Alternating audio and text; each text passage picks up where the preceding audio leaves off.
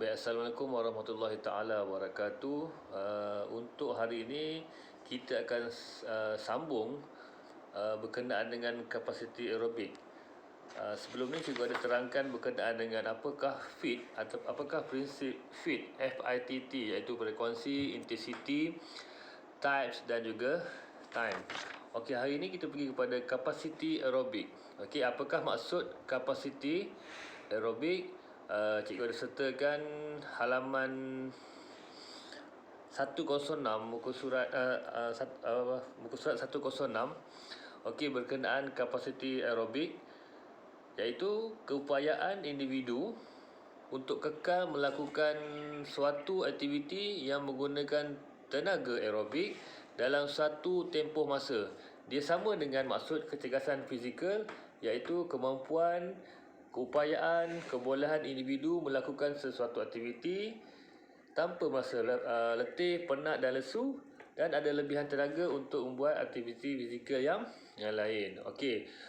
Baik, individu yang mempunyai tahap kapasiti aerobik yang yang baik, dia mampu melakukan aktiviti fizikal yang lama, okey, yang lama tanpa rasa letih dan lesu. Jadi antara aktiviti yang dapat membantu meningkatkan kapasiti aerobik seperti mana yang kita ketahui, seperti berbasikal, okey, berlari, berjoging, bersukan, sukan permainan seperti bola sepak, bola tampar, hoki dan sebagainya yang menyeronokkan.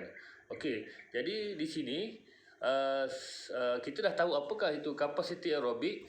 Jadi selepas ini kita kena tahu apakah dia kadar nadi rehat, kadar nadi maksimum, kadar nadi latihan. Jadi kadar nadi maksimum dan kadar nadi latihan ni kita perlu ambil menggunakan formula dalam buku teks tu dipanggil formula Carnarvon kalau kita tengok di situ. Jadi saya akan terangkan bagaimanakah cara untuk mengambil kadar nadi rehat.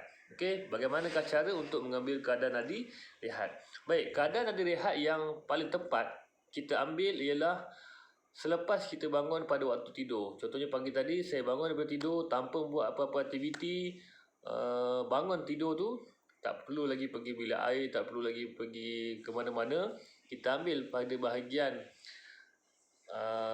otot ni, kita panggil otot sternocleidomastoid dalam sains sukan. Jadi di bawah telinga ni kita akan letakkan dua jari di sini. Okey, kita akan rasakan denyutan nadi. Okey, sehingga kita dapat rasakan denyutan nadi tu. Dalam masa 1 minit kita akan ambil kita akan kira dengan kiraan daripada kosong. Contohnya bila bermula daripada kiraan minit tu 1, 2, dia detik saja, dia kiraan saja, dikira saja, kita mula kira daripada kosong. Kita jangan kira daripada 1, kita kira daripada kosong, 1, 2. Berapa kali dia detik? Sampailah tamat 60 saat tu 1 minit, kita dapat tahu, kita dapat kira sendiri berapakah bilangan nadi rehat kita. Okey, contoh pagi tadi saya dapat 57. Itu saya punya kadar nadi rehat selepas bangun dan bertidur. Itu yang paling valid. Contoh kita boleh tak ambil sekarang? Boleh. Tapi itu sekadar latihan. Contoh kalau kita ambil sekarang, mungkin kadar nadi latihan kita sekitar 80, 70.